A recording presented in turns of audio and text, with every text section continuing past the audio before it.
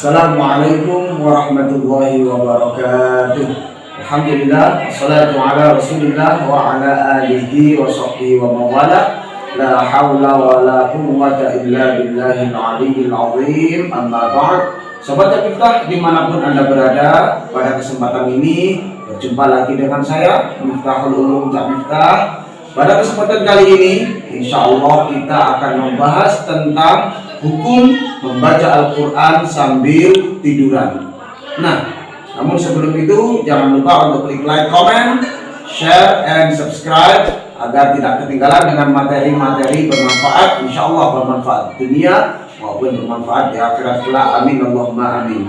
Baik Sobat Miftah, kita tanyakan langsung kepada pakarnya, yakni guru saya Al-Mukarram Al-Ustadz Lora Ahmad Anwar Musaddad, terkait hukum membaca Al-Quran sambil tiduran. Langsung saja kita simak bersama-sama videonya.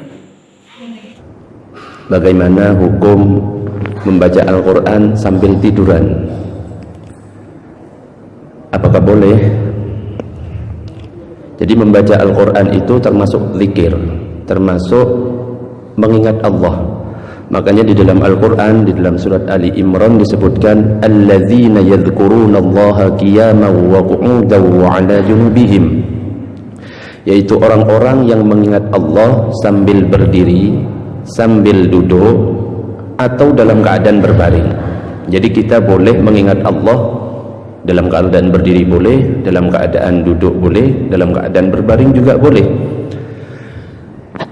Di dalam surat An-Nisa juga disebutkan fadhkurullaha, ingatlah Allah, qiyaman wa qu'udan wa 'ala junubikum, baik itu dalam keadaan berdiri, dalam keadaan duduk, atau dalam keadaan berbaring.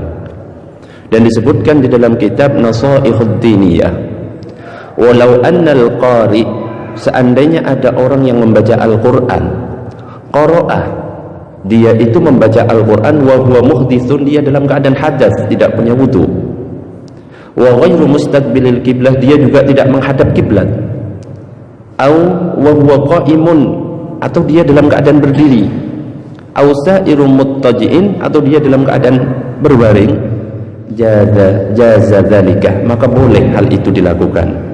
Walahu fi tilawatihi fadlun wa thawabun, dan baginya dalam bacaan Al-Qur'annya itu, dia itu juga mendapatkan keutamaan, juga mendapatkan pahala.